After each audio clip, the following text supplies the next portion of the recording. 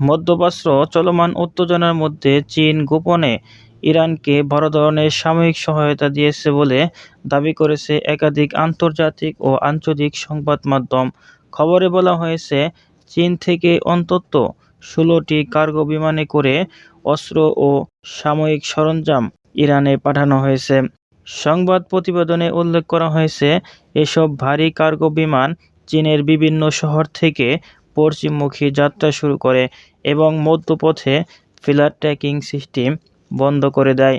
পরে ধারণা করা হচ্ছে, বিমানগুলো ইরানের সামরিক ঘাঁটি বা নির্দিষ্ট বিমানবন্দরে অবতরণ করেছে। ফ্লাইট পর্যবেক্ষণকারী সংস্থা ও স্যাটেলাইট তথ্যে বিমানগুলোর গতিপথ ও আচরণ সাধারণ বাণিজ্যিক পরিবহনের সঙ্গে মিলছে না।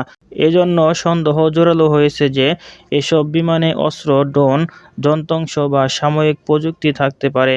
তবে এখন পর্যন্ত এ বিষয়ে চীন কিংবা ইরানের পক্ষ থেকে কোনো আনুষ্ঠানিক স্বীকৃতি বা ব্যাখ্যা দেওয়া হয়নি। চীনের পররাষ্ট্র মন্ত্রণালয় বরাবরের মতো দাবি করেছে, বেজিং মধ্যপ্রাচ্যে শান্তি চায়। বিশ্লেষকদের মতে, যদি এই দাবি সত্য হয় তবে তা মধ্যপ্রাচ্যের শান্তির ভারসাম্য বড় পরিবর্তন আনতে পারে এবং পশ্চিমা দেশগুলোর সঙ্গে চীনের সম্পর্ক নতুন করে উত্তেজনা সৃষ্টি করতে পারে। এদিকে যুক্তরাষ্ট্র ও তার মিত্ররা পুরো বিষয়টি নিবিড়ভাবে পর্যবেক্ষণ করছে বলে কূটনৈতিক সূত্রে জানা গেছে।